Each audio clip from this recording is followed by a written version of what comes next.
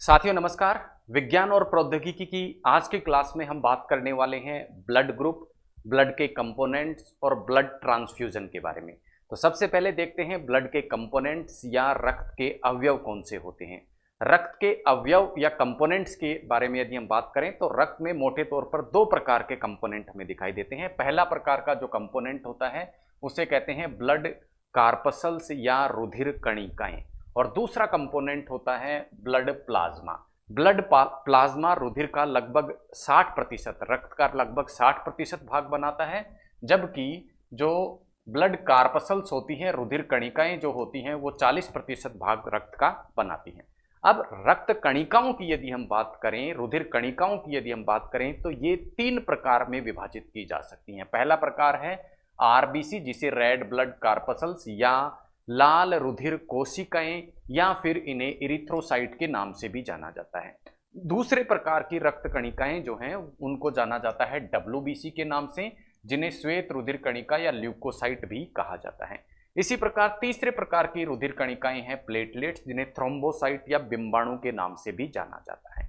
अब डब्ल्यूबीसी जो होती हैं, इन 3 रक्त कणिकाओं में से जो डब्ल्यूबीसी रक्त कणिकाएं होती हैं उसके आगे फिर विभिन्न प्रकार होते हैं, जैसे ग्रेनुलोसाइट और एग्रेनुलोसाइट।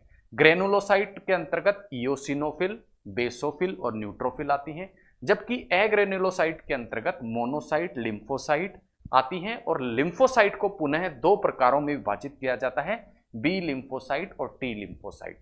इस तरीके से हमने देखा कि हमारे रक्त में विभिन्न प्रकार के कंपोनेंट पाए जाते हैं। आइए इन सभी कंपोनेंट्स के बारे में विस्तार से हम बात करते हैं, बात करेंगे कि कहाँ ये बनते हैं, कैसे ये नष्ट होते हैं, कितना इनका जीवन काल होता है और क्या इनके कार्य होते हैं। एक तुलनात्मक सारणी के माध्यम से इसका हम विस्तृत रूप से जानेंगे। आइए देखते हैं। विस्तृत रूप से यदि आरबीसी, प्लेटलेट और डब्ल्यूबीसी में तुलना की जाए तो हम देखेंगे कि आरबीसी की जो संख्या होती है वो रक्त में 50 लाख प्रति घन मीटर होती है, जबकि प्लेटलेट की संख्या 1.5 लाख से लेकर 3.5 लाख होती है। इसी प्रकार डब्ल्यूबीसी की संख्या 6000 से लेकर 8000 प्रति घन मीटर के एरिया में होती है। किसके अंतर्गत? रक्त के अंतर्गत। आकृति की यदि हम बात करें तो आरबीसी की जो आकृति होती है वो बाइकोनकेव या उभयतल होती है, जबकि प्लेटलेट की आकृति चपटी और डब्ल्यूबीसी की आकृति गोलाकार होती है। रंग की यदि हम बात करें कि किस प्रकार का रंग डब्ल्यूबीसी, आरबीसी और प्लेटलेट का होता है, तो डब्ल्यूबीसी और जो प्लेटलेट होते हैं वो तो क्या होते हैं? रंगहीन होते हैं, जबकि आरबीसी का जो रंग होता है वो लाल रंग होता है। अब ये लाल रंग आरबीसी का क्यों होता है, इसकी चर्चा भी हम आगे क्लास में करेंगे। फिलहाल के लिए आपको ध्यान रखना है कि आरबीसी का रंग लाल होता है, जबकि बाकी 2 रुधिर कणिकाएं जो होती हैं वो रंगहीन होती हैं, कोई रंग उनका नहीं होता। अब बात करते हैं इनके निर्माण की, कि आरबीसी तो शरीर में कहाँ निर्मित होती हैं, प्लेटलेट कहाँ निर्मित होती हैं और डब्ल्यूबीसी कहाँ निर्मित होती हैं। सबसे पहले बात करेंगे आरबीसी की। तो आरबीसी का जो निर्माण होता है वो अलग अलग अवस्था में अलग अलग जगह होता है। अब अलग अवस्था कौन सी? जब मनुष्य भ्रूण अवस्था में रहता है, अर्थात गर्भस्थ शिशु के रूप में रहता है, मां के पेट में रहता है, उस समय आरबीसी का निर्माण उसके लिवर और स्प्लीन में होता है। जबकि जन्म लेने के पश्चात उसमें आरबीसी का जो जन्म होता है या आरबीसी का निर्माण होता है वो बोन मैरो या अस्थि मज्जा में होता है। अब प्रश्न उठता है, ये बोन मैरो या अस्थि मज्जा क्या है? तो बोन का मतलब हड्डी, हड्डी या अस्थि, इस हड्डी का जो बीच का खोखला भाग है वो क्या कहलाता है? बोन मैरो कहलाता है। क्या कहलाता है? अस्थि मज्जा या बोन मैरो कहलाता है। और यहीं पर क्या होता है? निर्माण होता है किसका? आरबीसी का। कब? जब भ्रूण अवस्था से शिशु क्या हो जाए? जन्म ले ले उसके पश्चात। जबकि भ्रूण अवस्था के दौरान लिवर और स्प्लीन में आरबीसी का निर्माण होता है। प्लेटलेट की यदि बात करें तो इसका निर्माण भी कहाँ होता है? बोन मैरो में होता है। और बोन मैरो में एक स्पेसिफिक प्रकार की सेल होती हैं जिन्हें मेगा कैरियोसाइट सेल कहते हैं। इन मेगा कैरियोटिक सेल से बोन मैरो में किसका निर्माण होता है? प्लेटलेट्स का निर्माण होता है। डब्ल्यूबीसी के निर्माण की यदि बात करें तो डब्ल्यूबीसी का निर्माण बोन मैरो, लिवर, स्प्लीन और लिम्फ नोड यानी मल्टीपल साइट्स पे डब्ल्यूबीसी का क्या होता है? निर्माण होता है। अब बात करते हैं नष्ट होने की। ये नष्ट कहाँ होती हैं? देखिए, डब्ल्यूबीसी, आरबीसी और प्लेटलेट्स अपना जीवन काल पूरा करके क्या होते हैं? नष्ट हो जाते हैं। आरबीसी, प्लेटलेट और डब्ल्यूबीसी के नष्ट होने की जो साइट होती है, जो स्थान होता है, वो अलग अलग होता है। पहले बात करते हैं डब्ल्यूबीसी की, आरबीसी की। तो आरबीसी जो नष्ट होती है वो कहाँ होती है, लिवर और स्प्लीन में जाकर क्या हो जाती है, अपना जीवन काल पूरा करके नष्ट हो जाती है। इसी प्रकार प्लेटलेट स्प्लीन या प्लीहा में जाकर क्या होती है, नष्ट होती है। इसी कारण स्प्लीन या प्लीहा को प्लेटलेट का कब्रिस्तान या कब्रगाह भी बोला जाता है। डब्ल्यूबीसी जो रक्त के अंतर्गत ही क्या हो जाती है, नष्ट हो जाती है। तो नष्ट होती है तो इसका मतलब कोई ना कोई जीवन काल ये पूरा करती है। और जीवन काल के मामले की यदि बात करें तो सबसे ज्यादा जीवन काल होता है आरबीसी का, 20 से लेके 120 दिन तक ये क्या करती हैं, कार्य करती हैं। उसके बाद जाके क्या होती हैं, ये नष्ट होती हैं। जबकि प्लेटलेट्स का जीवन काल 3 से 5 दिन और डब्ल्यूबीसी का जीवन काल केवल 2 से लेके 3 दिन तक होता है। तो सबसे ज्यादा जीवन काल किसका होता है, आरबीसीज का होता है। अब जैसा हमने देखा कि आरबीसी, डब्ल्यूबीसी और प्लेटलेट तीनों ही क्या हैं, एक प्रकार की कोशिका है, रक्त कोशिकाएं हैं। अब कोशिका में हमने देखा था कि कोशिका के अंतर्गत क्या पाए जाते हैं, कोशिकांग पाए जाते हैं। कोशिकांग कौन कौन से होते हैं, कोशिका में एक केंद्रक पाया जाता है। इसी प्रकार राइबोसोम पाए जाते हैं, लाइबोसोम, न्यूक्लियस या केंद्रक, राइबोसोम, लाइसोसोम, एंडोप्लाज्मिक रेटिकुलम, ये सभी कोशिकांग कोशिका के अंतर्गत पाए जाते हैं। परंतु आरबीसी एक ऐसी सेल है जिसमें ये कोशिकांग जो है वो उपस्थित नहीं होते। कौन कौन से कोशिकांग उपस्थित नहीं होते आरबीसी में, ना तो एंडोप्लाज्मिक रेटिकुलम या अंतःप्रतरवी जालिका इसे कहते हैं, ना ही राइबोसोम, ना ही लाइसोसोम और ना ही केंद्रक क्या होता है, उपस्थित होता है। इनमें से कोई भी कोशिकांग आरबीसी में उपस्थित नहीं होता है। जबकि प्लेटलेट में केंद्रक के अलावा बाकी कोशिकांग क्या रहते हैं, उपस्थित रहते हैं, लेकिन केंद्रक क्या रहता है, अनुपस्थित रहता है। और डब्ल्यूबीसी में क्या रहता है, केंद्रक उपस्थित रहता है। तो ये थी एक तुलना आरबीसी, डब्ल्यूबीसी और प्लेटलेट्स की कि कौन से कोशिकांग इनमें उपस्थित रहते हैं, कौन से नहीं। अब बात करते हैं आरबीसीज में एक विशेष प्रकार का रंजक पाया जाता है, एक विशेष प्रकार का तत्व पाया जाता है जिसे क्या कहते हैं, हीमोग्लोबिन कहते हैं। ये जो हीमोग्लोबिन है, ये हीमोग्लोबिन कहाँ पाया जाता है, आरबीसी में। और इस हीमोग्लोबिन में एक विशेष प्रकार की क्षमता होती है O2 और CO2 को अपने ऊपर बांधने की। बांधने के कारण क्या होता है, फेफड़े से जो भी ऑक्सीजन आती है, फेफड़ों से जो भी ऑक्सीजन आती है वो रक्त के माध्यम से कहाँ पहुंचती है, हीमोग्लोबिन में पहुंचती है। हीमोग्लोबिन उसे अपने साथ बांध लेता है और अंगों तक क्या करता है, ले जाता है। किसको किसको, कोशिका या अंगों तक किसको ले जाता है, ऑक्सीजन को। जबकि अंगों द्वारा उत्सर्जित जो CO2 है उसको पुनः हीमोग्लोबिन अपने साथ बांधकर कहां लेके जाता है, रक्त के माध्यम से फेफड़ों तक लेके जाता है। और फेफड़ों से वो क्या, वायु के माध्यम से बाहर वायुमंडल में निकाल दी जाती है। तो कहने का तात्पर्य क्या हुआ, हीमोग्लोबिन के द्वारा क्या किया जाता है, O2 और CO2 का ट्रांसपोर्टेशन किया जाता है, परिवहन किया जाता है। इसी कारण हम कह सकते हैं कि आरबीसी का एक कार्य है O2 और CO2 का परिवहन। क्यों, क्योंकि आरबीसी में क्या होता है, हीमोग्लोबिन, जो कि इस कार्य को क्या कर सकता है, अंजाम दे सकता है। जबकि प्लेटलेट्स और डब्ल्यूबीसी के कार्य को यदि हम देखें तो प्लेटलेट का प्रमुख कार्य है रक्त का थक्का जमाना। अब ये रक्त का थक्का प्लेटलेट कैसे जमाते हैं उसको आने वाली क्लास में हम देखने वाले हैं। इसी प्रकार डब्ल्यूबीसी का जो कार्य है वो है शरीर को रोग प्रतिरोधक क्षमता या इम्यूनिटी प्रदान करना। किस प्रकार ये इम्यूनिटी प्रदान करते हैं इसको भी हम आगे क्लास में देखने वाले हैं। फिलहाल बात हुई डब्ल्यूबीसी, आरबीसी और प्लेटलेट्स के बारे में कुछ प्रमुख तथ्यों की। इसके अलावा कुछ अन्य तथ्य भी आरबीसी, प्लेटलेट और डब्ल्यूबीसी के साथ में जुड़े हुए हैं। आइए उन तथ्यों के बारे में बात करते हैं जो परीक्षा की दृष्टि से क्या है, उपयोगी हैं और जुड़े हुए हैं आरबीसी, प्लेटलेट और डब्ल्यूबीसी के साथ में। आइए देखते हैं किस प्रकार के वो तथ्य हैं। पहला तथ्य है आरबीसी के कोशिकांगों के बारे में। और क्या है, जैसा हमने देखा था कि आरबीसी में कुछ कोशिकांग नहीं पाए जाते। कौन से कोशिकांग, उनमें से एक था केंद्रक। और किसी भी स्तनधारी की, चाहे कोई भी स्तनधारी हो, किसी भी स्तनधारी की आरबीसी में क्या नहीं मिलेगा, केंद्रक नहीं मिलेगा। लेकिन इसके दो अपवाद हैं। अपवाद कौन कौन से हैं, ऊंट और लामा। कौन, ऊंट और लामा। ऊंट और लामा की जो आरबीसी है उसमें केंद्रक उपस्थित होगा, बाकी सभी स्तनधारियों की आरबीसी में केंद्रक अनुपस्थित रहता है। तो ये एक प्रमुख तथ्य है किसके बारे में, आरबीसी के बारे में। इसके अतिरिक्त आरबीसी के निर्माण को प्रेरित करने वाले तत्वों की यदि हम बात करें तो कुछ तत्व ऐसे हैं, कुछ एलिमेंट्स ऐसे हैं जो यदि हमारी डाइट में इंक्लूड कर लिए जाएं तो आरबीसीज की संख्या को क्या कर देते हैं, बढ़ा देते हैं। वो तत्व कौन कौन से हैं, प्रोटीन, आयरन, फॉलिक एसिड और विटामिन B12। ये सभी आरबीसीज के निर्माण में क्या होते हैं, सहायक होते हैं। इसलिए आरबीसी की संख्या को किसमें बढ़ा देते हैं, ब्लड में बढ़ा देते हैं।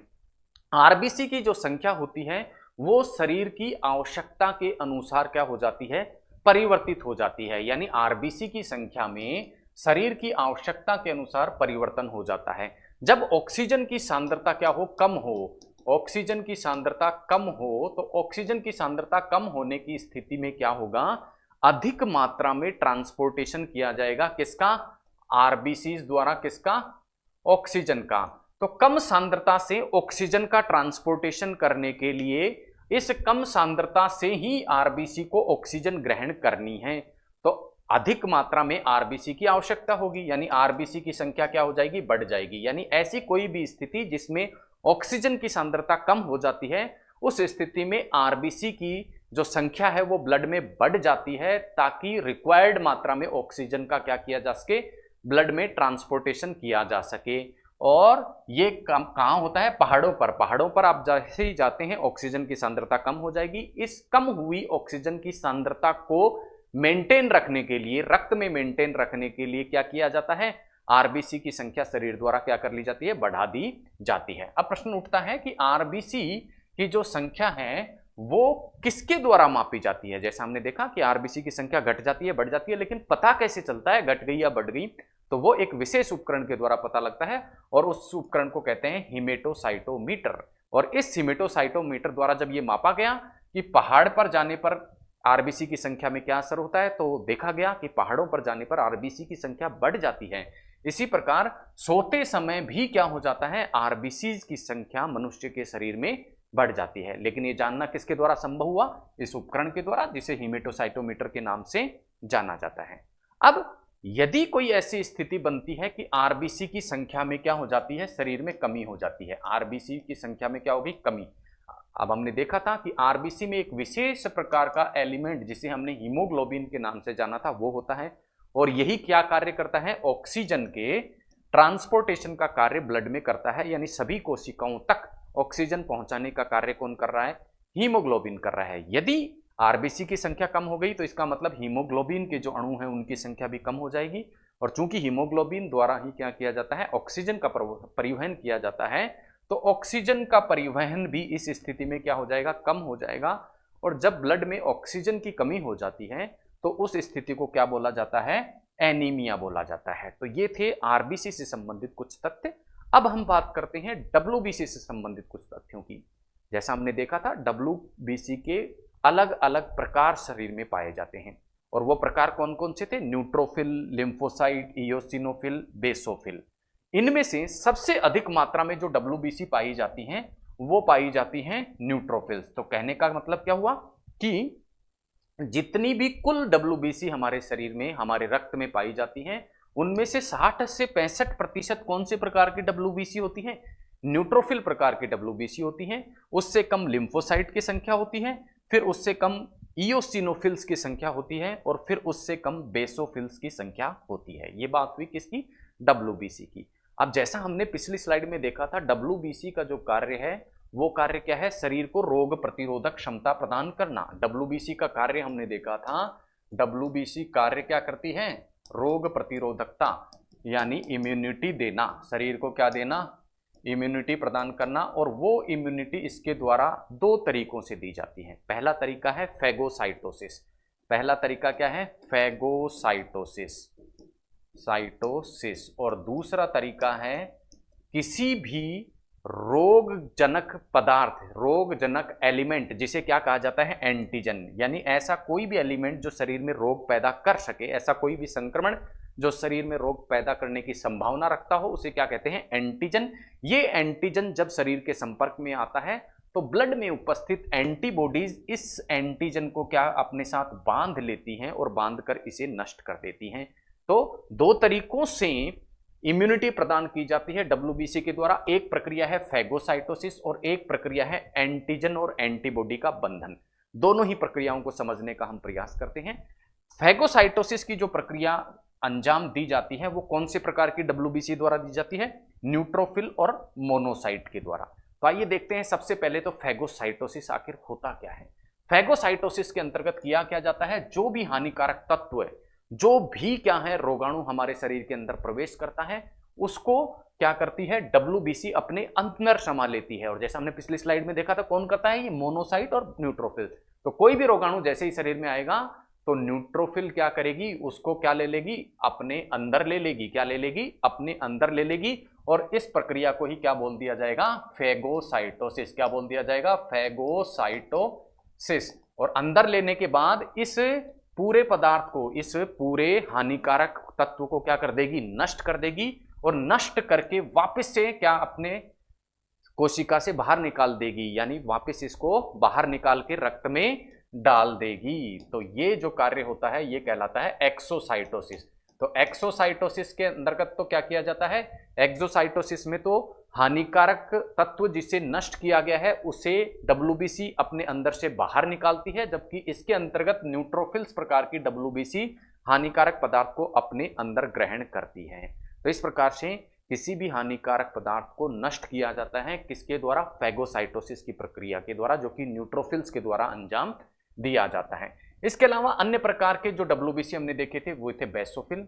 बेसोफिल भी क्या करती हैं, शरीर को रोग प्रतिरोधक क्षमता प्रदान करती हैं, लेकिन उनका तरीका क्या होता है, अलग होता है। तरीका क्या होता है, ये कुछ पदार्थों का स्त्रावण कर देती हैं।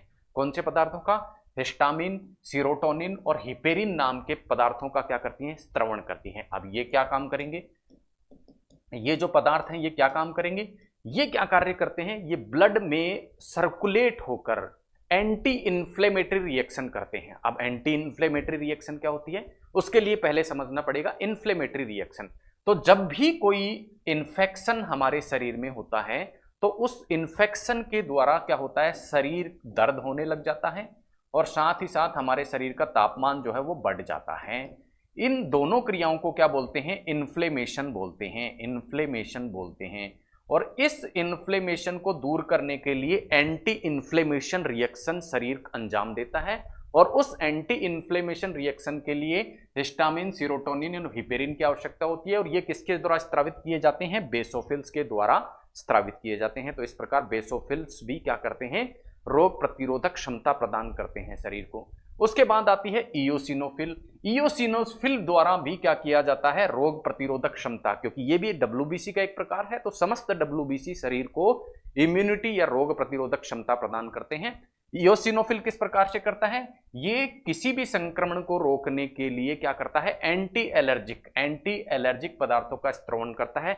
यानी ऐसा कोई भी पदार्थ जिससे शरीर को क्या हो सकती है, एलर्जी हो सकती है, उसके प्रति एंटी एलर्जेन का क्या करता है, ये स्त्रावण करता है और इस प्रकार से शरीर को इम्यूनिटी प्रदान करता है। अब बात करते हैं T और B लिम्फोसाइट प्रकार की WBC। ये WBC जो है ये विशिष्ट प्रकार से क्या करती हैं, विशिष्ट प्रकार से शरीर को क्या करती हैं, प्रतिरोधकता प्रदान करती हैं। और वो किसके माध्यम से प्रदान करती हैं, एंटीबॉडीज के माध्यम से। अब ये एंटीबॉडीज क्या होती हैं, आइए देख लेते हैं। जब भी शरीर को कोई भी संक्रमण होता है, एक बार इस चित्र के माध्यम से समझने का हम प्रयास करेंगे।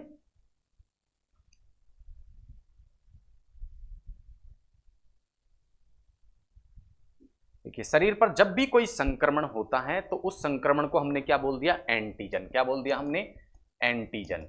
इस एंटीजन को शॉर्ट फॉर्म में हम AG के रूप में लिखते हैं। जैसे ही कोई एंटीजन का क्या होता है, संक्रमण होता है, B और T सेलों का काम स्टार्ट हो जाता है। B सेल और T सेल, B सेल और T सेल दोनों की ही सतह पर क्या होता है, इस एंटीजन के रिएक्शन में, इस एंटीजन के रिएक्शन में क्या बनती है, एंटीबॉडी बनती है। क्या बनती है, एंटीबॉडी बनती है। तो एंटीबॉडी किसके रिएक्शन में बनती है, इस एंटीजन के रिएक्शन में बनती है। एंटीबॉडी होते क्या है एक्चुअल में, यदि रासायनिक रूप से देखें तो ये क्या होते हैं, ग्लाइकोप्रोटीन होते हैं।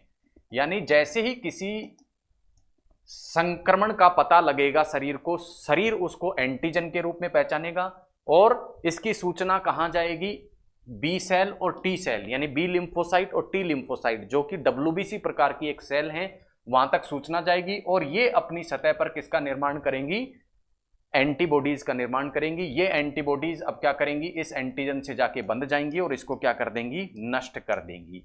ये जो क्रियाविधि है इसे एंटीजन एंटीबॉडी रिएक्शन के द्वारा प्रतिरोधकता प्रदान करना कहा जाता है। अब यहां विशेष बात ध्यान रखने योग्य ये है कि प्रत्येक प्रकार का जो एंटीजन होता है उसके लिए एक स्पेसिफिक, एक विशिष्ट एंटीबॉडी ही बनती है। यानी हर एंटीजन के लिए अलग अलग प्रकार की एंटीबॉडीज बनाई जाएगी, किसके द्वारा? बी सेल और टी सेल के द्वारा। और जब उसी एंटीजन का, सेम एंटीजन का मान लो क्या हो जाए, री इन्फेक्शन हो जाए, यदि री इन्फेक्शन यानी दोबारा से यदि वो एंटीजन क्या कर दे, पुनः क्या कर दे, संक्रमण कर दे, तो उस स्थिति में क्या होगा, बी और टी सेल को ये याद रहता है पहले से ही कि हमने इस एंटीजन के लिए तो क्या करा था, पहले ही एंटीबॉडी बना दी थी।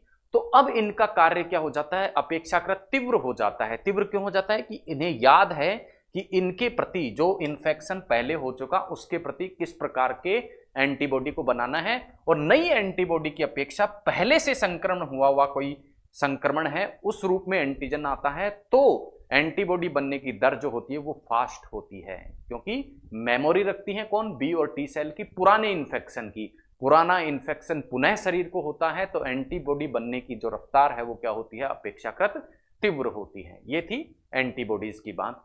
अब बात करेंगे हम हीमोग्लोबिन की। हीमोग्लोबिन जैसा हमने देखा था कहां पाया जाता है, आरबीसी में पाया जा रहा था, और आरबीसी में ये क्या कर रहा था, ऑक्सीजन के ट्रांसपोर्टेशन का कार्य कर रहा था। हीमोग्लोबिन की स्ट्रक्चर को यदि हम देखें तो हीमोग्लोबिन में एक तो हिम नाम का क्या होता है, डाई होता है, रंजक होता है, और दूसरा इसमें ग्लोबिन नाम का क्या होता है, प्रोटीन होता है। और इस ग्लोबिन प्रोटीन में क्या होता है, एक फेरस होता है, फेरस या लोहे का क्या होता है, परमाणु होता है। तो यदि परीक्षा में प्रश्न पूछा जाए कि कौन सा जो तत्व है वो पाया जाता है किसमें, हीमोग्लोबिन में, तो उस तत्व का नाम है फेरस या लोहा। इसीलिए जब हीमोग्लोबिन की कमी हो जाती है तो उस अवस्था में क्या दिया जाता है, कुछ टैबलेट्स दी जाती हैं जो कि फेरस को सप्लाई करने के लिए, फेरस की मात्रा को शरीर में बढ़ा देती हैं। अब ये जो हिम रंजक होता है, हिम डाई होती है, उसके कारण ही हमने देखा था कि आरबीसी के रंग को कैसा देखा था हमने, लाल रंग था आरबीसी का। वो किसके कारण है, ये हिम जो रंजक उपस्थित है उसके कारण, इस हीमोग्लोबिन में उपस्थित हिम रंजक के कारण ही आरबीसी और ब्लड दोनों का रंग कैसा होता है, लाल होता है। बात करें मात्रा की कि कितनी मात्रा पाई जाती है किसी भी स्वस्थ व्यक्ति में, किसकी, हीमोग्लोबिन की, तो वो मात्रा है 12 से 16 ग्राम प्रति 100 ml। स्ट्रक्चर की यदि हम बात करें तो हमने देखा तीन चीजें हीमोग्लोबिन के स्ट्रक्चर में दिखाई देती हैं, एक हिमरंजक, दूसरा ग्लोबिन प्रोटीन, और साथ में एक लोहे का परमाणु। तो हम कह सकते हैं तीन प्रकार के एलिमेंट हमें हीमोग्लोबिन में दिखाई देते हैं। और ये जो ग्लोबिन प्रोटीन होता है ये दो प्रकार की चेन से मिलकर बना होता है, एक तो अल्फा चेन और एक बीटा चेन। ये थी हीमोग्लोबिन की स्ट्रक्चर। कार्य क्या होता है हीमोग्लोबिन का वो हम पहले ही देख चुके हैं, ऑक्सीजन और CO2 का ये रक्त में क्या करता है, परिवहन करता है। अब बात करते हैं रक्त के कार्यों की। हमने रक्त के कंपोनेंट्स के रूप में किस किस को देखा था, आरबीसी को देखा, डब्ल्यूबीसी को देखा और प्लेटलेट को देखा था। किसको, प्लेटलेट को देखा। अब रक्त के कंपोनेंट के अलग अलग कार्य भी हमने देखे। इन सभी कार्यों को यदि मिला दिया जाए सम्मिलित रूप से तो वो किसके कार्य हो जाएंगे, रक्त के कार्य हो जाएंगे। जैसे फॉर एग्जांपल तापमान का नियंत्रण, तापमान का क्या किया जाता है, नियंत्रण रखा जाता है, किसके द्वारा, ब्लड के द्वारा। यानी कि हम कह सकते हैं हमारे शरीर का जो आंतरिक तापमान है वो क्या रहता है, नियत रहता है। आंतरिक ताप जो रहता है वो ब्लड के द्वारा नियत रखा जाता है। और इस प्रकार की अवस्था को क्या बोल देते हैं, warm blooded animals. Warm blooded animals, तो वार्म ब्लडेड एनिमल्स या जीव कौन से होते हैं, ऐसे जीव जिनके शरीर के अंदर का तापमान बाहर के तापमान से प्रभावित नहीं होता, सदैव अंदर का तापमान क्या रहता है, स्थिर होता है। तो मनुष्य किस प्रकार का प्राणी है, वार्म ब्लडेड एनिमल है। क्यों, क्योंकि उसके शरीर का तापमान सदैव क्या रहता है, स्थिर रहता है। बाहर चाहे कितना ही कम तापमान हो, कितना ही ज्यादा तापमान हो, उससे वो प्रभावित नहीं होता, वो तो क्या रहता है, नियत ही रहता है।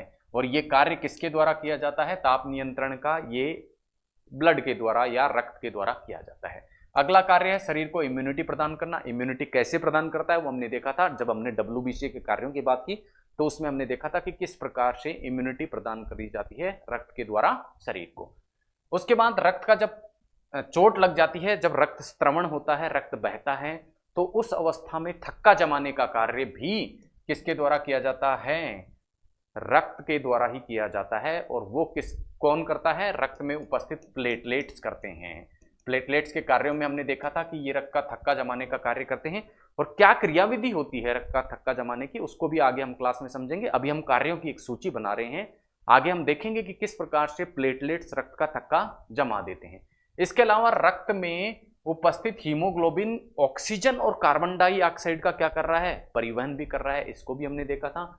इसके अलावा जितना भी पचा हुआ भोजन है उसमें जो पोषक उपस्थित हैं या हार्मोन जो कि अंतःस्रावी ग्रंथियों द्वारा स्रावित होते हैं, उनका परिवहन या ट्रांसपोर्टेशन का कार्य भी ब्लड करता है। कैसे करता है, हम देखते हैं कि भोजन हम किसके द्वारा ग्रहण करते हैं, जो भी भोजन हम किसके द्वारा ग्रहण करते हैं, मुख के द्वारा ग्रहण करते हैं, वो अल्टीमेटली कहाँ पहुंचता है, हमारी छोटी आंत तक पहुंचता है। और छोटी आंत से क्या होता है, ये अवशोषित होता है और अवशोषित होकर ये भोजन अपने सरलतम रूप में अवशोषित होकर भोजन किस में प्रवेश करता है, रक्त में प्रवेश करता है और रक्त से ये प्रत्येक कोशिका तक पहुंचता है। तो इस प्रकार रक्त क्या है, जो भी अवशोषित भोजन है यानी जो भी पचित भोजन है अपने सरलतम रूप से उसके ट्रांसपोर्टेशन का कार्य भी कौन करता है, रक्त करता है। इसी प्रकार अंतःस्रावी ग्रंथि जो होती हैं उनके द्वारा स्रावित हार्मोनों का परिवहन भी रक्त के द्वारा किया जाता है। जैसे जो हमारी थायराइड ग्लैंड है, थायराइड ग्लैंड की स्थिति क्या होती है, गले में। थायराइड ग्लैंड कहाँ स्थित होती है, गले में स्थित होती है। लेकिन थायराइड ग्लैंड से स्रावित थायरोक्सिन हार्मोन की जो आवश्यकता होती है वो शरीर में गले के अलावा अन्य स्थानों पर भी होती है। तो वहां तक ये कैसे पहुंचता है, रक्त में परिवहित होकर पहुंचता है। तो हम कह सकते हैं कि रक्त के द्वारा हार्मोन्स का भी क्या किया जाता है, परिवहन किया जाता है। इसके अलावा चूंकि रक्त क्या करता है, शरीर के विभिन्न अंगों के मध्य संपर्क स्थापित करता है। हम देखते हैं शरीर का प्रत्येक अंग क्या है, एक दूसरे से कुछ दूरी पर स्थित है, लेकिन आपस में क्या होता है, उनका कोऑर्डिनेशन होता है, समन्वय होता है। और यह समन्वय किसके द्वारा स्थापित किया जाता है, ब्लड के द्वारा। क्योंकि ब्लड एक अंग से दूसरे अंग की ओर क्या रहता है, प्रवाहित रहता है, एक दूसरे अंग को क्या करता है, कनेक्टेड करता है। इसीलिए ब्लड को हम कनेक्टिव टिश्यू या संयोजी ऊतक के नाम से भी जानते हैं। तो ये थे ब्लड के कुछ महत्वपूर्ण कार्य। इनमें से एक महत्वपूर्ण कार्य जो है वो है रक्त का थक्का बनाना।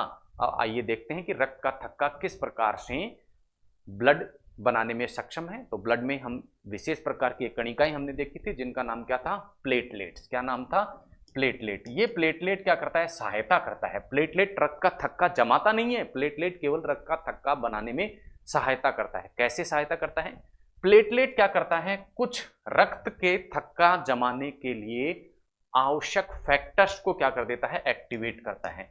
यानी रक्त का थक्का जमाने के लिए कुछ फैक्टर्स आवश्यक होते हैं, कुछ कारक आवश्यक होते हैं। उन कारकों को एक्टिव करने का कार्य किसके द्वारा किया जाता है, प्लेटलेट के द्वारा किया जाता है। आइए देखते हैं किस प्रक्रिया के द्वारा यह कार्य किया जाता है। हम देखते हैं कि जैसे ही कोई चोट हमारे शरीर के किसी अंग पर लगती है तो वहां क्या हो जाता है, रक्त स्त्रवण चालू हो जाता है, रक्त बहना चालू हो जाता है और कुछ समय बाद रक्त क्या हो जाता है, रुक जाता है। उसका कारण क्या है, रक्त का थक्का जमना। और ये कार्य क्या किया जाता है, किसके द्वारा, प्लेटलेट। क्योंकि प्लेटलेट कुछ कारकों को क्या कर देते हैं, एक्टिवेट कर देते हैं, जो कि पहले क्या थे, इनएक्टिव थे। कैसे होती है पूरी प्रक्रिया, ब्लड में एक एंजाइम होता है थ्रोम्बोकाइनेज। जब तक रक्त बहता नहीं है शरीर से बाहर तब तक ये थ्रोम्बोकाइनेज क्या रहता है, इनएक्टिव स्टेज में रहता है, अक्रिय अवस्था में रहता है। लेकिन जैसे ही कोई चोट लगी, रक्त बहना चालू किया, तो प्लेटलेट क्या करेंगे, इस थ्रोम्बोकाइनेज को किस में परिवर्तित करेंगे, सक्रिय थ्रोम्बोकाइनेज में परिवर्तित कर देंगे। ठीक है, तो अक्रिय प्रोथ्रोम्बिन जो है किस में परिवर्तित करेंगे, सक्रिय थ्रोम्बोकाइनेज में परिवर्तित कर देंगे। अब जैसे ही ये थ्रोम्बोकाइनेज क्या होगा, सक्रिय होगा, ये थ्रोम्बोकाइनेज क्या हो गया, सक्रिय हो गया। अब ये थ्रोम्बोकाइनेज रक्त में ही उपस्थित प्रोथ्रोम्बिन एंजाइम जो कि अक्रिय है, अभी क्या है, इनएक्टिव है, उसको कैल्शियम के साथ मिलकर क्या कर देता है, एक्टिवेट कर देता है। तो ये जो अक्रिय प्रोथ्रोम्बिन एंजाइम था रक्त में किस में परिवर्तित हो गया, सक्रिय थ्रोम्बिन एंजाइम में परिवर्तित हो गया। अब सक्रिय थ्रोम्बिन एंजाइम जो है, जो कि क्या हो गया, यहां एक्टिवेट हो चुका है। अब ये रक्त में उपस्थित अन्य प्रोटीन जिसे फिब्रिनोजन प्रोटीन के नाम से जाना जाता है, किस में बदल देगा, फिब्रिन प्रोटीन में बदल देगा।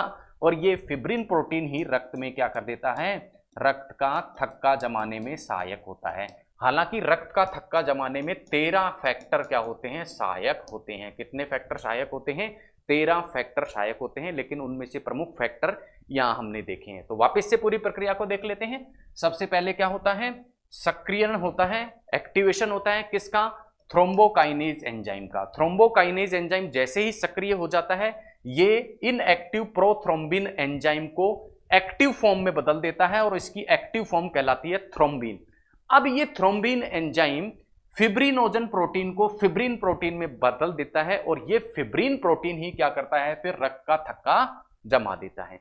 ये जो संपूर्ण प्रक्रिया होती है, इस प्रक्रिया में 2 से लेके 5 मिनट का समय लगता है, अर्थात चोट लगने के 2 से लेके 5 मिनट में रक्त का थक्का जम जाता है। अब थक्का बनाने में सहायक जो सेल्स होती हैं, सहायक जो एलिमेंट्स होते हैं, वो एक तो है कैल्शियम, जैसा हमने देखा था कि कैल्शियम किस प्रकार से थ्रोम्बिन एंजाइम की सहायता कर रहा था। उसी प्रकार एक अन्य तत्व विटामिन के भी क्या होता है, रक्त का थक्का बनाने में सहायक होता है। कुछ लोग जो उनमें क्या होता है, रक्त का थक्का नहीं जमता है, रक्त का थक्का कई बार चोट लगने पर नहीं जमता है, उसका कारण होता है प्लेटलेट की संख्या में कमी हो जाना।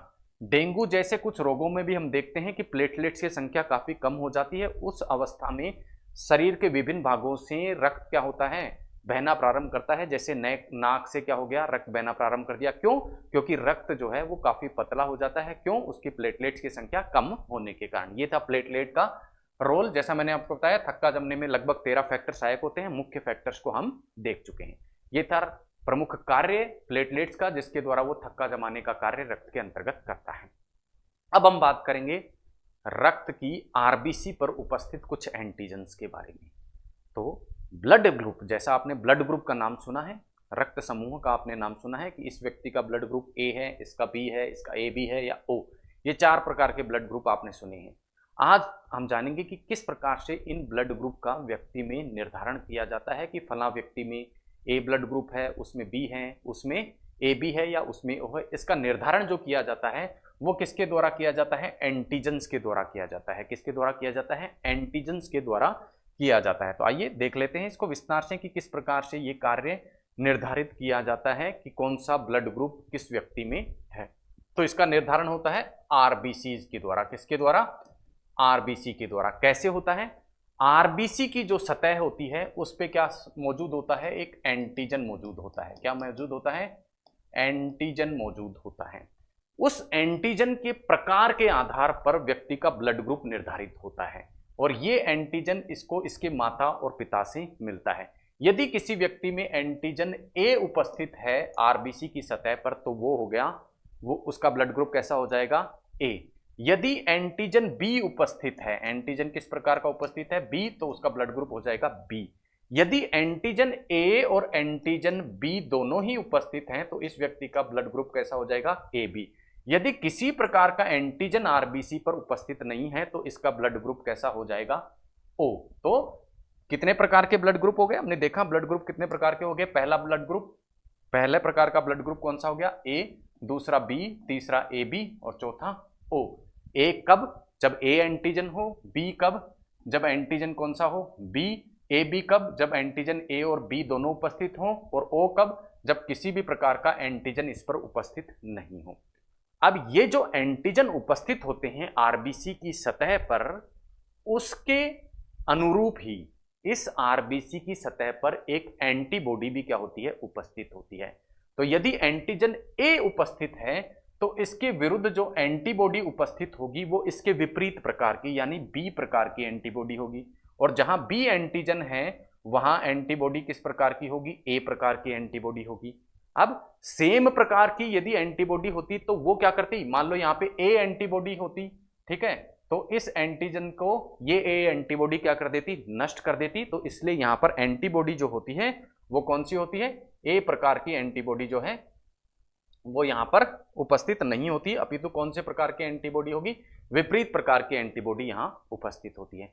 अब बात करते हैं ए बी यदि एंटीजन होगा तो इस ए बी एंटीजन की अवस्था में आरबीसी पर कोई भी एंटीबॉडी प्राकृतिक रूप से उपस्थित नहीं होगी, क्योंकि यहां यदि ए एंटीबॉडी हो गई तो क्या कर देगी, यहां पे तो ए एंटीजन है, इस ए एंटीजन को ये नष्ट कर सकती है। इसी प्रकार बी हो गई तो बी एंटीबॉडी बी एंटीजन को नष्ट कर सकती है, तो ना तो ए होगी ना ही बी होगी।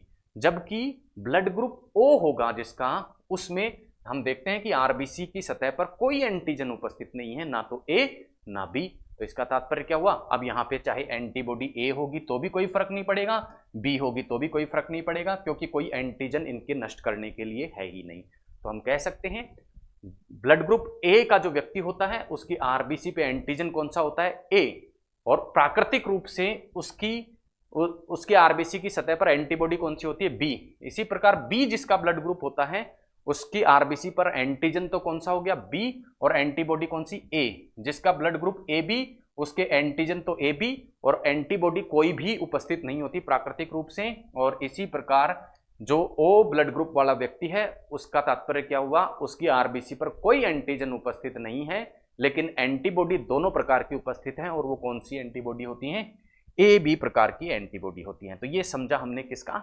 एंटीजन और एंटीबॉडी किस प्रकार से ब्लड ग्रुप को क्या करती हैं, निर्धारित करती हैं। अच्छा, प्राकृतिक रूप से हमने देखा कि विपरीत प्रकार के एंटीजन और एंटीबॉडी आरबीसी की सतह पर उपस्थित होते हैं।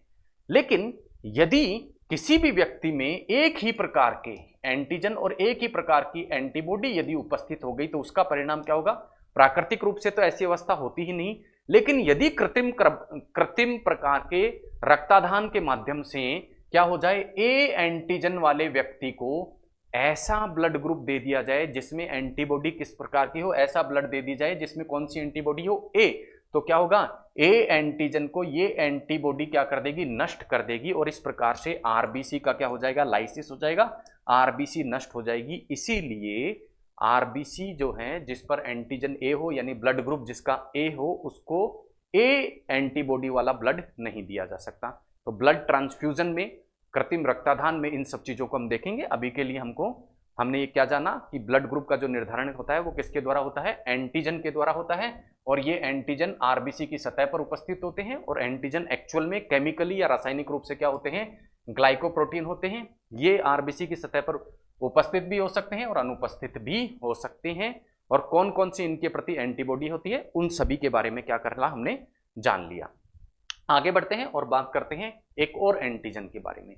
जैसा हमने देखा कि आरबीसी की सतह पर ए और बी प्रकार के एंटीजन पाए जा रहे थे, इसी प्रकार का एक अन्य एंटीजन भी आरबीसी की क्या होती है, सतह पर पाया जाता है।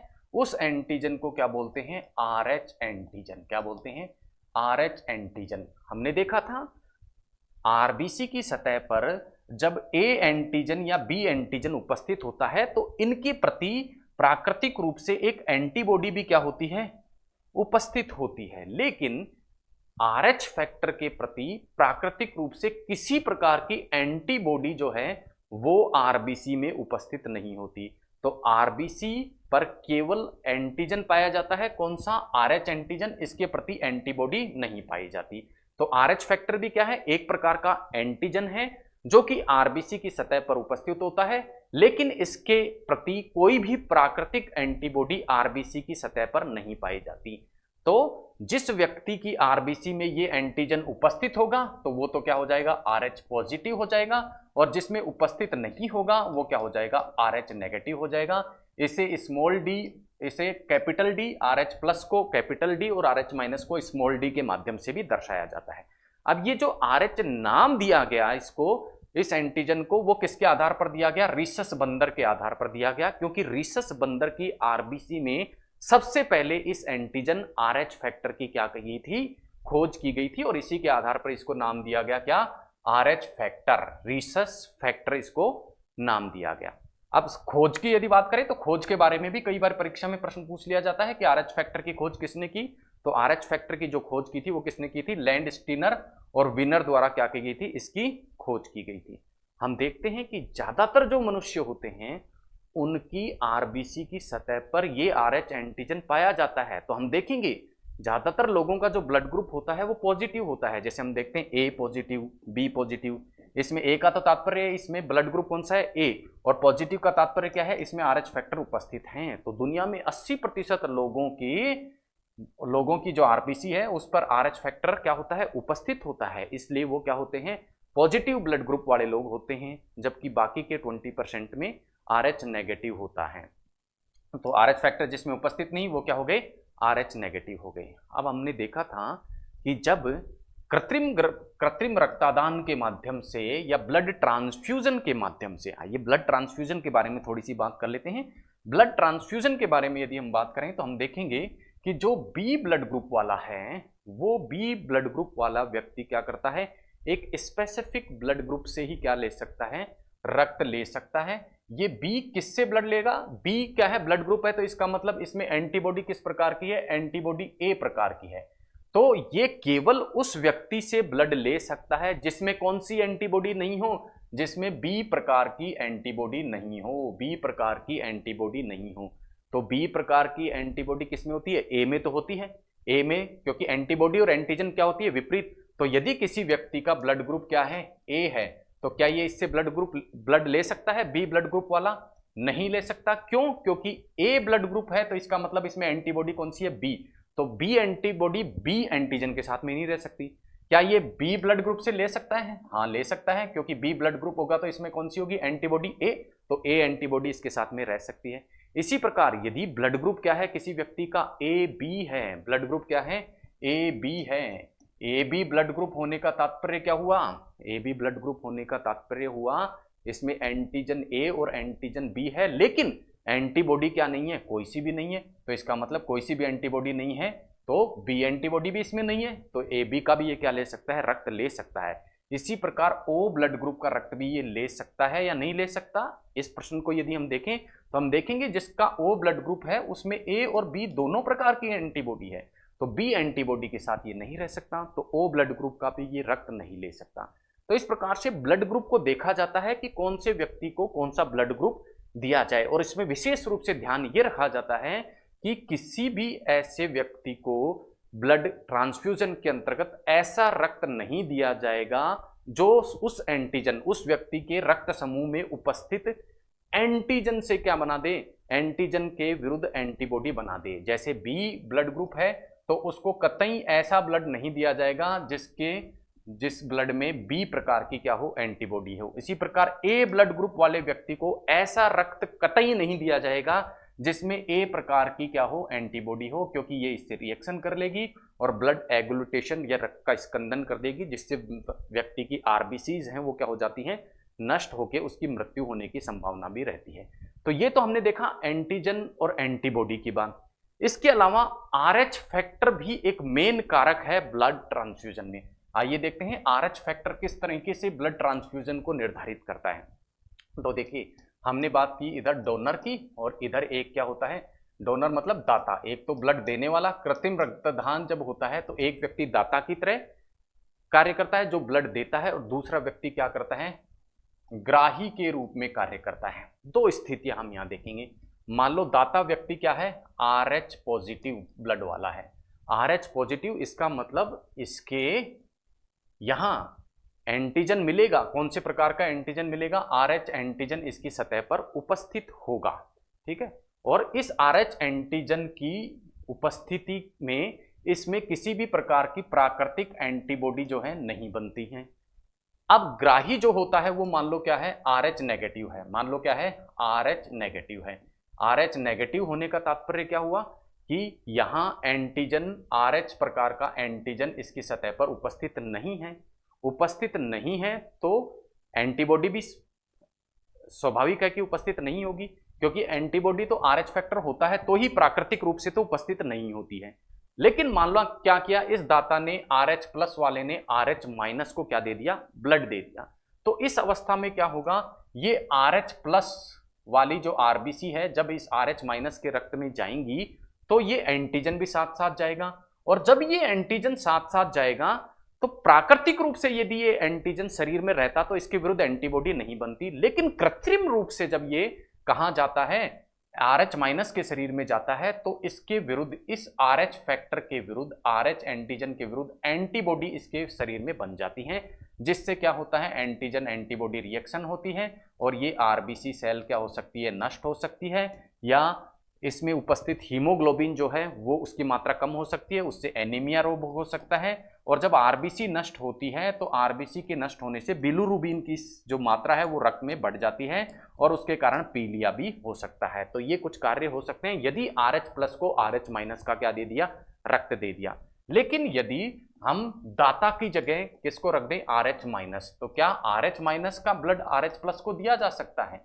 हमने देखा था RH प्लस का ब्लड तो RH माइनस को नहीं दिया जा सकता, लेकिन क्या RH माइनस का ब्लड दाता यदि RH प्लस RH माइनस हो और ग्राही क्या हो RH प्लस हो, तो क्या इनके मध्य ब्लड ट्रांसफ्यूजन किया जा सकता है? कृत्रिम रक्तादान के द्वारा रक्त एक दूसरे को दिया जा सकता है। हम देखेंगे RH माइनस मतलब इसकी सतह पर किसी प्रकार का कोई भी एंटीजन उपस्थित नहीं है।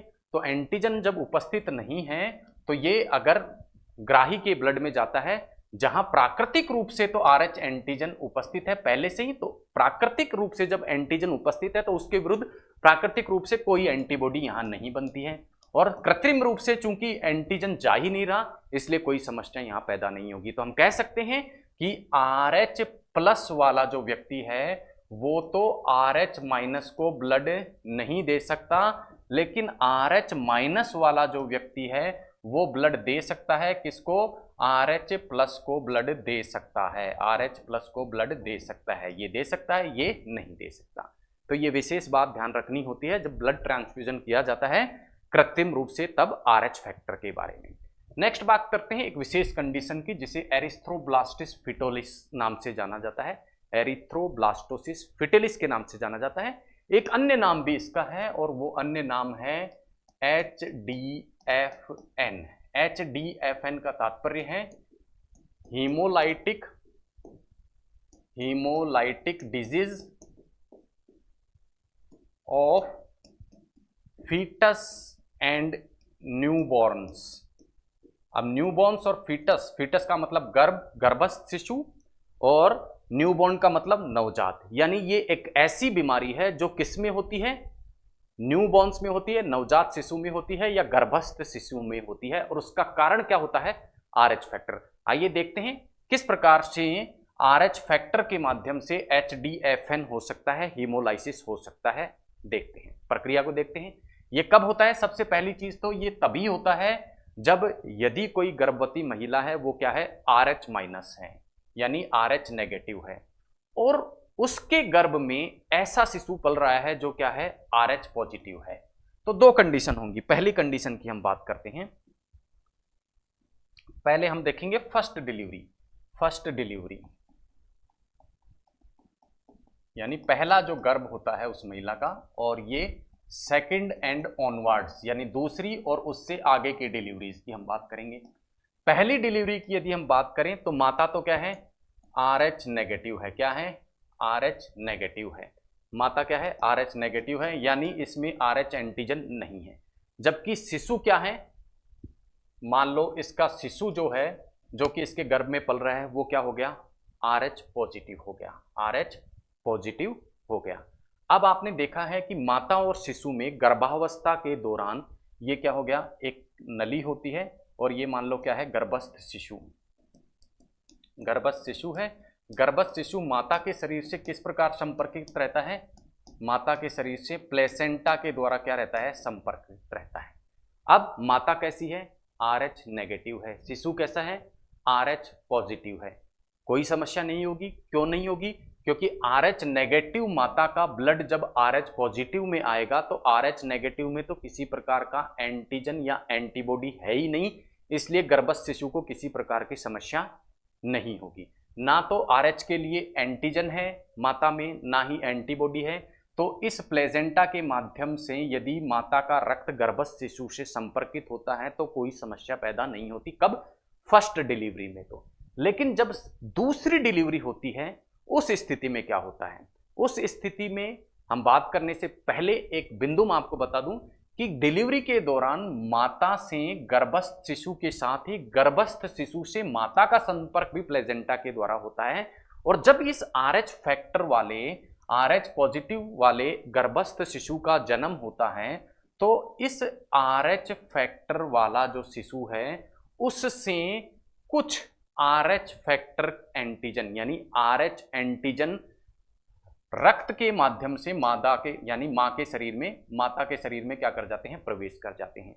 और जब माता के शरीर में ये प्रवेश कर जाते हैं तो इस माता के शरीर के अंतर्गत रक्त में क्या बन जाती हैं? एंटीबॉडीज बन जाती हैं। और ये एंटीबॉडीज किसके प्रति बनती हैं? RH फैक्टर के प्रति। क्योंकि RH पॉजिटिव जो है वो अब कहाँ प्रवेश कर गया, मादा के शरीर में, माता के शरीर में प्लेसेंटा के माध्यम से प्रवेश कर गया। तो पहली जब डिलीवरी थी तो किसी प्रकार का कोई भी एंटीबॉडी RH नेगेटिव होने के कारण इसमें उपस्थित नहीं थी, लेकिन पहली डिलीवरी के दौरान शिशु के रक्त के माध्यम से एंटीजन के माता के शरीर में प्रवेश करने के कारण माता के शरीर में अब क्या हो गई, एंटीबॉडी बन गई। किसके विरुद्ध, इस RH फैक्टर के विरुद्ध एंटीबॉडी। तो अब दूसरी डिलीवरी या उसके पश्चात स्थिति क्या होगी कि माता का जो शरीर है उसमें से पहले ही उसमें क्या है, ये मान लो गर्भस्थ शिशु, अब ये गर्भस्थ शिशु, दूसरी डिलीवरी की यदि हम बात करें, ये क्या है माता और ये क्या है प्लेसेंटा। हमने देखा था कि पहली डिलीवरी के दौरान माता के शरीर में अब क्या बन चुकी हैं, एंटीबॉडीज बन चुकी हैं। और किसके प्रति एंटीबॉडीज बन चुकी हैं, RH फैक्टर के प्रति। अब मान लो दूसरी डिलीवरी में भी क्या हो गया, ये जो गर्भस्थ शिशु है वो क्या हो गया, RH पॉजिटिव हो गया। क्या हो गया, RH पॉजिटिव हो गया। ठीक है, अब ये RH पॉजिटिव हो गया तो इसकी सतह पर इसका मतलब क्या होगा, RH एंटीजन उपस्थित होगा। अब RH एंटीजन यदि उपस्थित है तो अब ये एंटीबॉडी जो माता के शरीर में थे ये प्लेसेंटा के माध्यम से कहां पहुंची, गर्भस्थ शिशु की रक्त तक पहुंची। रक्त तक पहुंचते ही इन एंटीबॉडी को क्या मिल गया, एंटीजन मिल गया। जैसे ही एंटीजन एंटीबॉडी को मिलता है, एंटीबॉडी इस पे क्या कर देती है, हमला किया। तो ये शिशु की जो आरबीसी है जिन पर ये RH फैक्टर स्थित होता है उस आरबीसी को क्या कर देती है, रप्चर करती है। क्या कर देती हैं, रप्चर कर देती हैं, समाप्त कर देती हैं। इससे गर्भस्थ शिशु की मृत्यु भी हो सकती है या गर्भस्थ शिशु में पीलिया भी हो सकता है, जॉन्डिस भी हो सकता है, क्योंकि बिलिरुबिन का स्त्रावण होता है आरबीसी के फटने से, या गर्भस्थ शिशु में एनीमिया रोग भी हो सकता है, ऑक्सीजन की कमी भी हो सकती है। तो ये सारी प्रक्रिया हो सकती है किसके कारण, RH फैक्टर के कारण। RH फैक्टर के कारण जो एंटीबॉडीज बनी होती कब है, दूसरी या उससे आगे की डिलीवरी में। किसके कारण, RH फैक्टर के विरुद्ध जो एंटीबॉडी मादा में बनी उसके कारण। और जब इस प्रकार से आरबीसी गर्भस्थ शिशु की नष्ट हो जाती हैं तो उसे क्या बोला जाता है, एरेथ्रोब्लास्टिस फिटिलिस नाम से जाना जाता है। अब क्या कोई ऐसा तरीका है जिससे इस चीज को टाला जा सके, तो हाँ एक तरीका है। वो तरीका क्या है कि माता के शरीर में क्या बन गई है, अब RH फैक्टर के लिए एंटीबॉडी बन गई है। उन एंटीबॉडीज के लिए यदि एंटी RH एंटीबॉडी कृत्रिम रूप से माता के शरीर में क्या करा दी जाए, प्रवेशित करा दी जाए, तो ये उन एंटीबॉडीज को नष्ट कर देती है और इस प्रकार से दूसरी या अगले डिलीवरी में गर्भस्थ शिशु की मृत्यु को क्या किया जा सकता है, रोका जा सकता है। ये बात थी एरिथ्रोब्लास्टोसिस फिटिलिस की। नेक्स्ट हम बात करते हैं ब्लड ग्रुप के बारे में। ब्लड ग्रुप जैसा मैंने आपको बताया किसके द्वारा निर्धारित किए जाते हैं, आरबीसी पर उपस्थित एंटीजन के द्वारा निर्धारित होते हैं। एंटीजन ए उपस्थित है तो ब्लड ग्रुप कौन सा होगा, ए। बी उपस्थित है तो ब्लड ग्रुप बी। यदि एंटीजन ए और बी दोनों उपस्थित है तो ब्लड ग्रुप कौन सा हो जाएगा, ए बी। यदि ए और बी दोनों ही अनुपस्थित हैं, आरबीसी पर कोई एंटीजन नहीं है, तो ब्लड ग्रुप कैसा हो जाएगा, ओ। इसी प्रकार RH फैक्टर उपस्थित होगा तो RH पॉजिटिव और एब्सेंट होगा तो क्या हो जाएगा, RH नेगेटिव क्या होगा, ब्लड ग्रुप होगा। ये था ब्लड ग्रुप का निर्धारण जो हम देख चुके हैं। रक्त समूह ए, एंटीजन इसमें ए था और हमने देखा था एंटीबॉडी विपरीत प्रकार की होती है तो एंटीबॉडी कैसी होगी, बी। इन सब के बारे में हम पीछे बात कर चुके हैं। आगे बढ़ते हैं और बात करते हैं रक्त समूह के निर्धारण का, कि किस प्रकार से रक्त समूह का निर्धारण संतान में होता है। तो देखिए रक्त समूह का जो निर्धारण माता पिता पर निर्भर करता है, किसी भी संतान में ब्लड ग्रुप का निर्धारण, यानी संतान में जो ब्लड ग्रुप होगा वो किस पर निर्भर करेगा, माता पिता के ब्लड ग्रुप पर निर्भर करेगा, माता पिता के ब्लड ग्रुप पर। अब क्यों करता है निर्भर, क्योंकि प्रत्येक व्यक्ति को जो अपने लक्षण प्राप्त होते हैं वो माता और पिता के जीन से प्राप्त होते हैं। किससे प्राप्त होते हैं, जीन से प्राप्त होते हैं। और ये जो जीन्स होते हैं ब्लड ग्रुप से संबंधित, यदि जीन्स की बात करें तो ये 3 प्रकार के जीन होते हैं, एक तो IA और एक IB और एक IO। इनमें से IA और IB जो जीन होते हैं ये तो क्या होते हैं, प्रभावी जीन होते हैं, यानी जब ये उपस्थित होते हैं तो ये अपने आप को क्या करते हैं, एक्सप्रेस करते हैं और प्रभावित रूप में अपने आप को प्रकट करते हैं। जबकि अगर I0 के साथ में IA और IB उपस्थित हो गया तो ये अपने आप को प्रकट ही नहीं कर पाता, इनके नीचे दब जाता है और IA और IB ही अपने आप को क्या करते हैं, प्रकट करते हैं। तो किसी भी व्यक्ति का ब्लड ग्रुप इन 3 जीन्स के द्वारा निर्धारित होता है। इनमें से एक जीन किससे मिलता है, माता से, और एक किससे मिलता है, पिता से।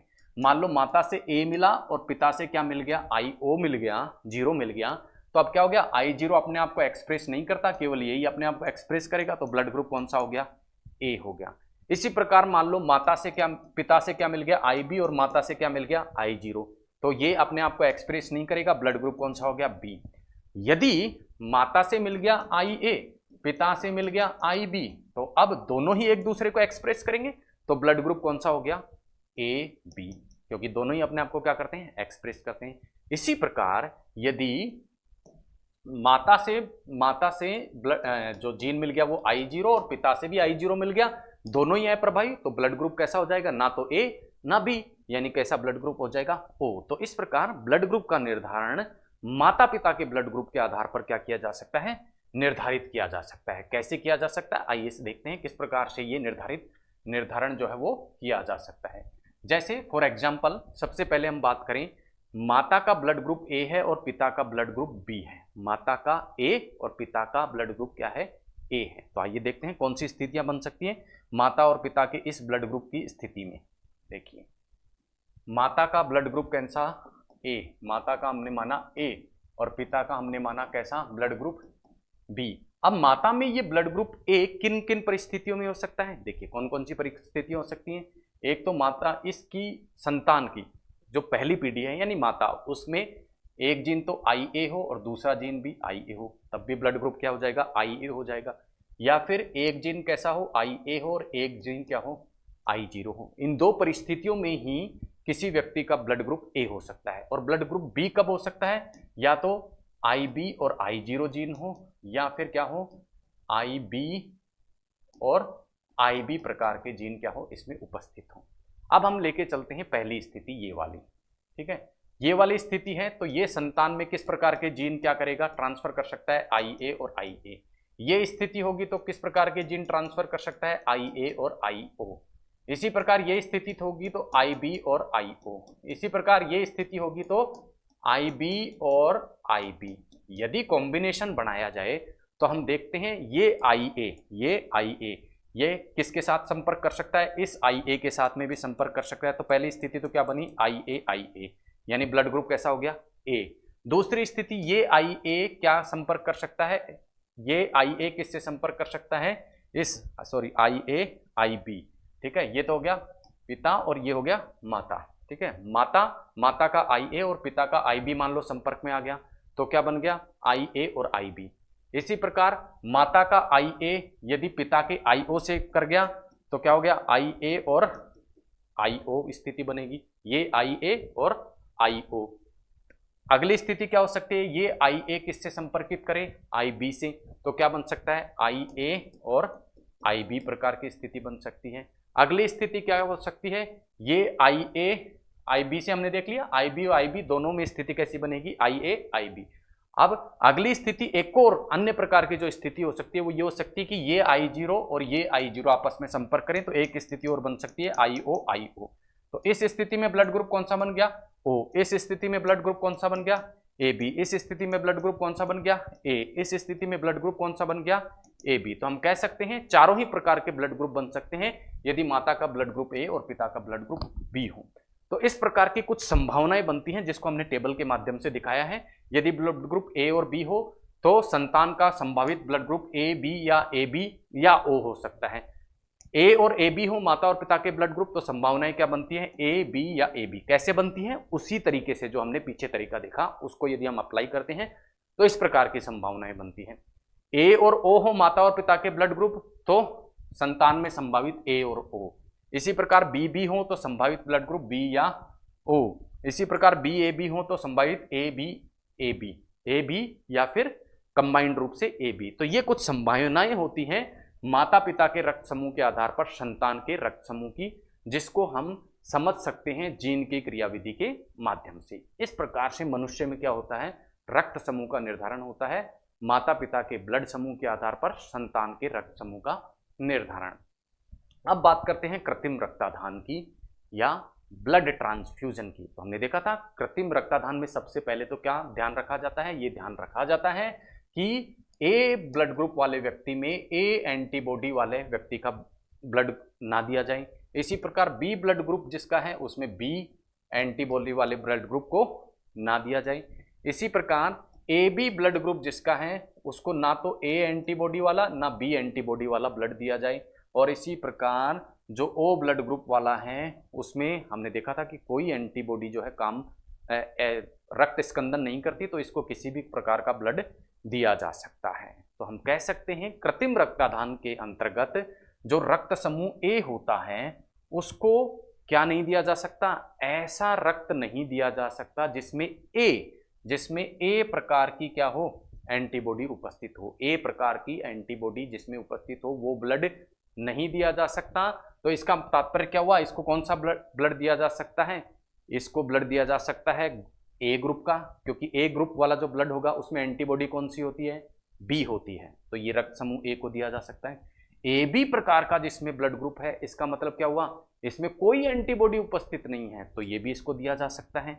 ओ है, ओ का तात्पर्य क्या हुआ भाई, ओ का तात्पर्य है कि इसमें एंटीबॉडी ए और एंटीबॉडी बी दोनों ही क्या है, उपस्थित हैं, ए और बी दोनों ही उपस्थित हो, ये ओ इसको नहीं दिया जा सकता। तो इस आधार पर हम कह सकते हैं एक पर्टिकुलर ब्लड ग्रुप का जो है वही ब्लड ग्रुप किसी दूसरे व्यक्ति को दिया जा सकता है। तो ये कब दिया जाता है, जब किसी व्यक्ति को आवश्यकता होती है तब अन्य व्यक्ति का रक्त उसमें क्या करा जा सकता है, दिया जा सकता है। इसी को कृत्रिम रक्तादान बोलते हैं। और इस कृत्रिम रक्तादान के अंतर्गत जो ब्लड ग्रुप ओ है वो सार्वत्रिक दाता के रूप में कार्य करता है, अर्थात ये किसी भी ब्लड ग्रुप वाले व्यक्ति को इसका ब्लड ग्रुप दिया जा सकता है। क्यों दिया जा सकता है, क्योंकि ब्लड ग्रुप ए के अंतर्गत क्या होता है, एंटीबॉडीज जो होती हैं वो उपस्थित नहीं होती हैं। तो एंटीबॉडी उपस्थित नहीं होती है तो किसी भी ब्लड ग्रुप को इसका ब्लड दिया जा सकता है। इसी प्रकार ए बी प्रकार का जो ब्लड ग्रुप होता है वो क्या होता है, सार्वत्रिक ग्राही होता है, सार्वत्रिक ग्राही होता है, यानी ये किसी भी ब्लड ग्रुप से क्या कर सकता है, किसी भी ब्लड ग्रुप वाले व्यक्ति से ब्लड ले सकता है, प्राप्त कर सकता है, किसी प्रकार का ग्लूटिनेशन इस स्थिति में नहीं होगा। अब ब्लड ट्रांसफ्यूजन या कृत्रिम रक्तादान के लिए कुछ शर्तें आवश्यक हैं। पहली शर्त है व्यक्ति की उम्र 18 से लेकर 65 वर्ष के मध्य होनी चाहिए। इससे कम का या इससे ज्यादा का व्यक्ति कृत्रिम रूप से रक्तादान नहीं कर सकता, ब्लड ट्रांसफ्यूजन नहीं हो सकता। साथ ही शरीर का तापमान, पल्स रेट और बीपी सब कुछ क्या होना चाहिए, नॉर्मल होना चाहिए। पिछले 3 महीने में उसने पहले रक्तदान नहीं किया हुआ होना चाहिए। इसके अलावा उस व्यक्ति के हीमोग्लोबिन का लेवल 12.5 से कम नहीं होना चाहिए, उसका वजन 45 किलो से कम नहीं होना चाहिए, वो व्यक्ति यदि महिला है तो गर्भवती नहीं होनी चाहिए या स्तनपान कराने वाली नहीं होनी चाहिए। इसके अतिरिक्त व्यक्ति किसी संक्रामक रोग जैसे HIV, हेपेटाइटिस आदि से क्या नहीं होना चाहिए, पीड़ित नहीं होना चाहिए, या अन्य किसी गंभीर रोग से उसको पीड़ित नहीं होना चाहिए। और 1 यूनिट में कितना ब्लड कोई व्यक्ति देता है कृत्रिम रक्तदान के अंतर्गत, वो है 350 ml, यानी 350 ml को क्या कहते हैं, 1 यूनिट ब्लड ट्रांसफ्यूजन के नाम से हम जानते हैं। नेक्स्ट बात करते हैं रक्त प्लाज्मा और सीरम के अंतर्गत। शुरू में जब हमने क्लास को प्रारंभ की थी तो हमने देखा था ब्लड के 2 कंपोनेंट हमने देखे थे। एक कंपोनेंट, एक भाग था प्लाज्मा जो कि 60% भाग बनाता है इसका, रक्त का, और दूसरा कंपोनेंट देखा था हमने रुधिर कणिकाएं जो कि 40% भाग बनाती हैं रक्त का, जिसके अंतर्गत WBC, RBC और प्लेटलेट को हमने देखा था। अब RBC, WBC, प्लेटलेट के अलावा जो बाकी का बचा हुआ भाग है रक्त का, जो कि हमें इस प्रकार का सफेद प्रकार का, जब किसी वायल में आपने देखा होगा जब आप ब्लड टेस्ट करवाने जाते हैं, किसी वायल में आपका ब्लड जब रखा जाता है किसी प्रणाली में, तो कुछ पार्ट तो ब्लड का नीचे दब जाता है, नीचे जम जाता है, और कुछ पार्ट ऊपर पानी के रूप में दिखता है। ये पानी के रूप में दिखा हुआ भाग ही क्या होता है, प्लाज्मा कहलाता है। ये अजैविक भाग है, अर्थात इसमें किसी प्रकार की कोशिकाएं नहीं पाई जाती, लेकिन एंटीबॉडीज यहाँ पर पाई जाती हैं, ये आपको ध्यान रखना है। और इस प्लाज्मा की यदि केमिकल कंपोजिशन की हम बात करें तो प्लाज्मा 90% तो जल से बनी होती है, 6 से 8% इसमें क्या होता है, प्रोटीन होता है, 0.9% आयंस होते हैं और 0.1% क्या होता है, ग्लूकोज होता है। बात करें प्रोटीन्स की तो प्रोटीन्स होते हैं इसमें एक तो फाइब्रिनोजन, ग्लोबुलिन और एल्बुमिन। फाइब्रिनोजन आपको पता ही है, आपने देखा था कि फाइब्रिनोजन का कार्य क्या होता है, रक्त का थक्का जमाना। तो रक्त का थक्का जमने का कारण क्या है, प्लाज्मा। क्यों, क्योंकि इसमें फाइब्रिनोजन प्रोटीन उपस्थित होता है। आयन कौन कौन से होते हैं, तो आयन होते हैं सोडियम, कैल्शियम, मैग्नीशियम, HCO3 और क्लोरीन आयन जो हैं वो इसमें उपस्थित होते हैं। इसके अलावा क्लोटिंग फैक्टर प्रोटीन जो भी हैं वो भी प्लाज्मा में ही उपस्थित होते हैं। अब एक शब्द और रह गया, सीरम।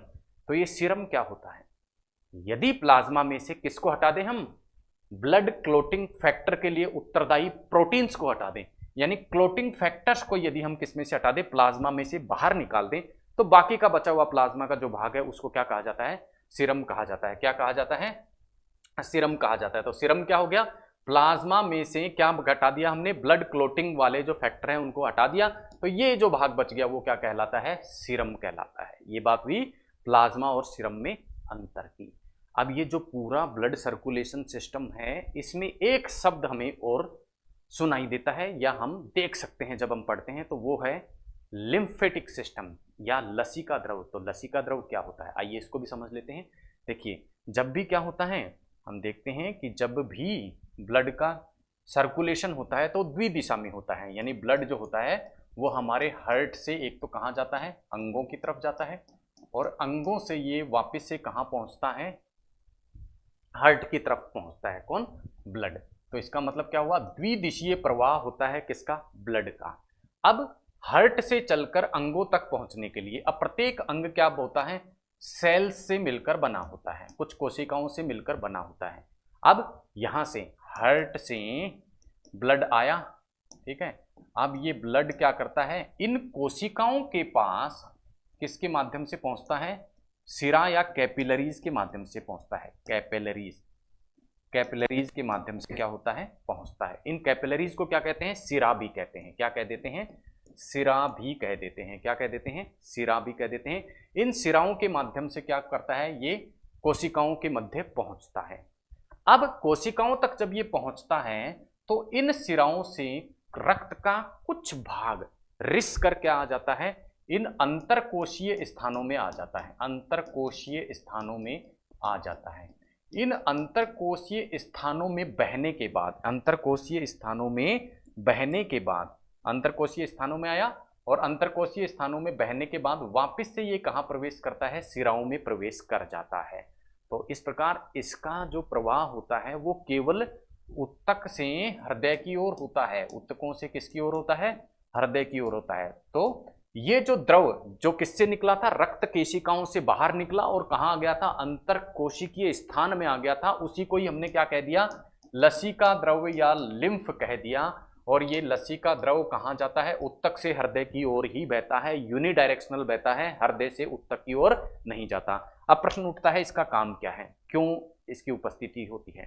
तो देखिए, लसिका द्रव शरीर की जो अंतरकोशीय स्थान है उनको क्या करता है, इम्यूनिटी प्रदान करता है, क्योंकि ये लिम्फ जो द्रव होता है, लसिका द्रव होता है, वो संपूर्ण अंतरकोशिकीय स्थानों में मिलकर क्या बना देता है, एक लिम्फेटिक सिस्टम बना देता है। और ये लिम्फेटिक सिस्टम में जो द्रव बह रहा होता है उसका कोई रंग नहीं होता, ये रंगहीन होता है। और इस रंगहीन द्रव में क्या होती है, WBC उपस्थित होती है, जिससे ये क्या करता है, रोग प्रतिरोधक क्षमता प्रदान करता है किसको, शरीर को। हमने देखा था इसका प्रवाह जो होता है वो एक दिशीय होता है, और एक दिशीय भी कहाँ, उत्तक से हृदय की ओर ये बहता है। और प्रवाह जो होता है रक्त की अपेक्षा इसका धीमा होता है, स्पीड इसकी कम होती है। क्यों, क्योंकि इसकी शांतता ज्यादा होती है, ये रक्त की अपेक्षा गाढ़ा होता है। गाढ़ा होने के कारण इसकी प्रवाह की जो दर होती है वो रक्त की अपेक्षा क्या होती है, कम होती है। कार्यों की यदि बात करें तो ये क्या करता है, शरीर को क्या करता है, प्रतिरोधकता प्रदान करता है, क्योंकि इसमें WBC उपस्थित होती है। इसी प्रकार ये पोषक पदार्थ और गैसों का विनिमय करता है, क्योंकि अंतरकोशिकीय स्थानों में बहते हुए ये कोशिका से अपशिष्ट पदार्थों को ले लेता है और कोशिका को पोषण दे देता है। इसके अलावा अवशिष्ट पदार्थों को ये उत्तकों से क्या करता है, ग्रहण करके हटाने का कार्य भी करता है। तो ये थी आज की हमारी क्लास, जिसमें हमने जाना कि ब्लड ग्रुप का निर्धारण कैसे होता है, ब्लड ग्रुप के कंपोनेंट्स क्या होते हैं और किस प्रकार से ब्लड ट्रांसफ्यूजन या कृत्रिम रक्तदान किया जाता है, उसकी शर्तें क्या होती हैं। मिलते हैं अगली क्लास में ऐसे ही एक नए बिंदु के साथ में, तब तक के लिए धन्यवाद। जय हिंद।